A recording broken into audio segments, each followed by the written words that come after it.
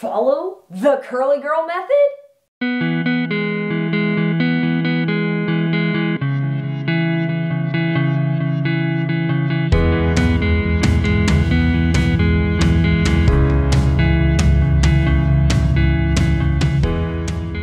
Hey guys, I'm back with another video, and today I am telling you all the ways that I break the rules because I'm such a rebel. I thought I'd go ahead and tell y'all the things about the curly girl method that I follow very strictly and the things that I just don't necessarily always do and why. So the curly girl method was born out of the brain of Lorraine Massey. She wrote a book about it. It's called The Curly Girl Handbook. This is where I started learning everything. It is an absolutely fantastic resource, but I'm gonna go ahead and tell y'all just the basics of what the curly girl method is and which rules I follow and which rules I break. So basically with the curly girl method, you are removing all forms of heat, all forms of brushes, all forms of sulfates, silicones, drying alcohols, parabens, waxes. You were supposed to start washing your hair way less frequently. Some of the very strict curly girl method proponents say that you shouldn't even use a lathering shampoo type situation, low poo on your hair. You should only cleanse your hair with conditioner. All right, so obviously, I don't do all of these things, and I will tell you where I personally draw the line and why I draw the line there. So my hair texture is very, very fine, meaning that if I grab a single strand of my hair and hold it out to the side and roll it between my fingers, I can't feel that I am holding a hair. In fact, I kind of have to tug it a little bit so that I can feel it pulling on my scalp, because otherwise I have no idea that I'm holding a hair. It's so very fine that I can't feel it in between my fingers. I also have high porosity hair, and my curl pattern is, it varies quite a bit. Some days it looks almost curly and some days it looks barely wavy, but I tend to have a much looser curl pattern than a tighter curl pattern. So for me, it is absolutely essential that every once in a while I bust out a sulfate. Ugh, why? The horror! And the sulfate that I tend to reach for and grab is the Suave Daily Clarifying Shampoo. And the reason I grab this is that it is very, very basic. It has sodium lauryl sulfate in it. Sodium lauryl sulfate is the harshest sulfate, whereas lauryl is slightly less harsh. This is fantastic at removing some hard water buildup, all product buildup, and anything that could be potentially weighing down my hair. I will say that since starting the curly girl method, my hand does not touch this bottle without reaching and grabbing a really good deep conditioner. These are the two deep conditioners that I personally really love. I alternate between the two. I have a bunch that I love, but anyway, I do not wash my hair with a sulfate without the good intention of deep conditioning for at least 30 minutes afterwards, but I break the rules.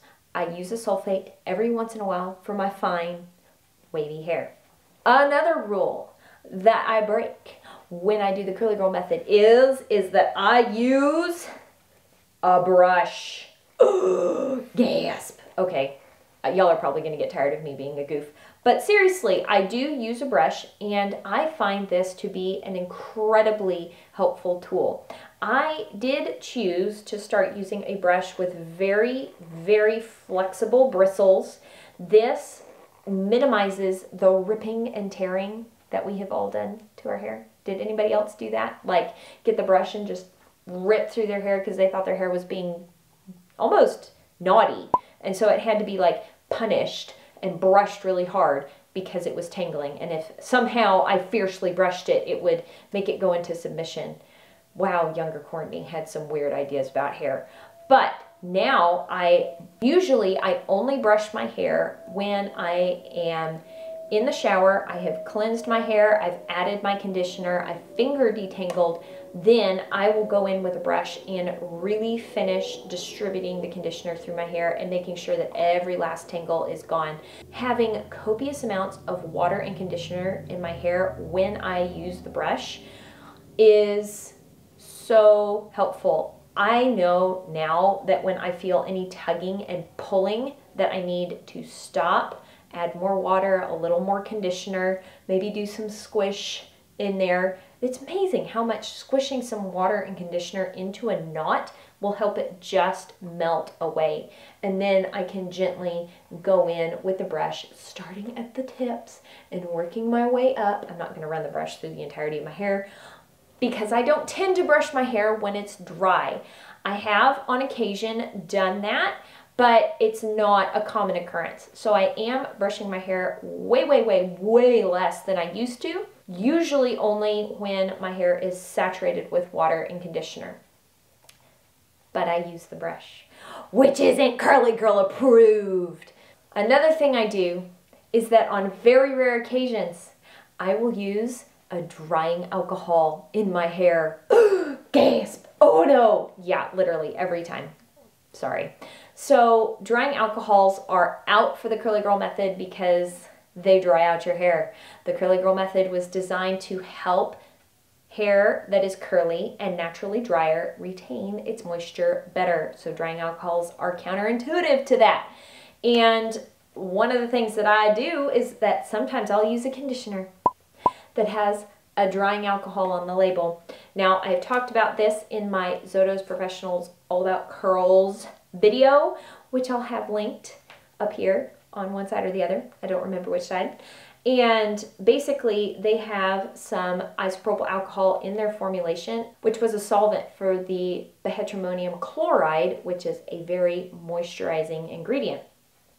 And in order to get waxy, moisturizing ingredients to dissolve in water, you gotta use an emulsifier, a solvent. They used isopropyl alcohol in this formulation to help that bihydramonium chloride become a homogeneous mixture with the other ingredients in here. However, in the mixing process and in the bottling process, most of that alcohol evaporated out. But they were honest. They fully disclosed that in the initial formula, there was some isopropyl alcohol. So theoretically, using this product is not Curly Girl approved. Boo! I will also, on a very rare occasion, use a non-Curly Girl friendly dry shampoo, and that will have a drying alcohol in it. You know, like the Batiste dry shampoo.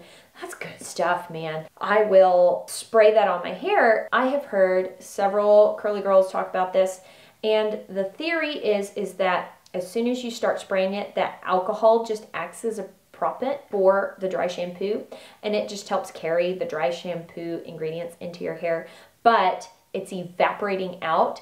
And theoretically, you're not using this dry shampoo every single day. You're just using it sparingly, so the damaging effects of the alcohol are minimized. However, I do occasionally use drying alcohols on my hair. The last rule that I break when doing the Curly Girl method is that I diffuse on high heat and high speed. Ah, why, Courtney, why? Well, because I want to. I have found that diffusing my hair on high speed and high heat does not increase the amount of frizz that I get when I dry my hair. That when I use low speed and low heat, I get the same amount of frizz. However, dry time is drastically increased. So we're talking like high speed, high heat, 30 minutes, and an hour to an hour and 15 minutes on low speed and low heat. If your hair is particularly damaged, or you're just starting out doing the Curly Girl method, you're full on in transition from going from flat ironing your hair every single day to trying to start doing the Curly Girl method, it would probably be a good idea to not break this rule, to go ahead and diffuse on low speed and low heat. But I break the rule. And that's because I don't want to spend my entire life and existence drying my hair. And also my dryer does not, the heat of my dryer does not heat up my hair to water's boiling point. I remember blow drying my hair in middle school, high school, and many, many years, that when I would round brush and blow dry my hair, I would see steam coming off of my hair and I'd be like, yes, this is perfect.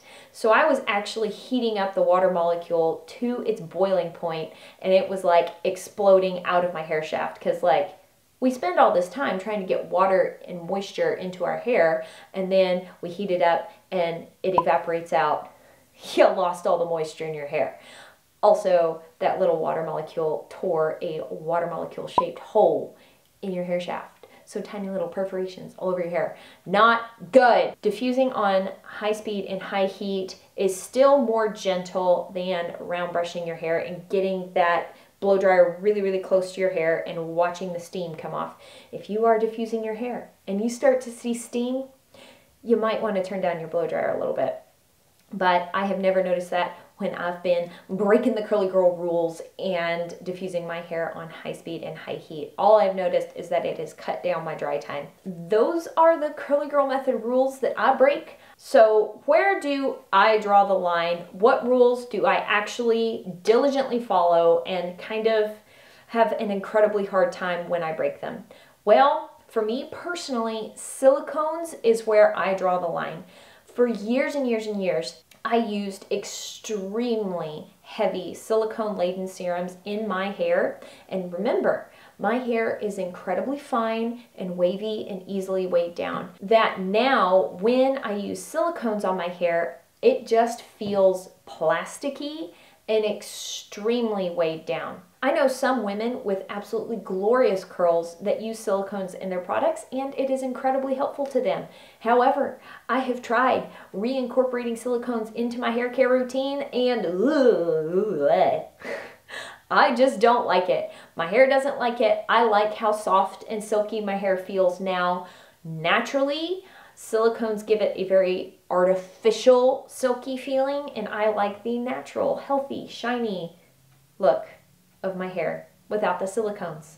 That brings me a little bit of happiness. Another rule of the curly girl method that I follow very, very diligently is that I like to use a microfiber towel on my hair to dry it.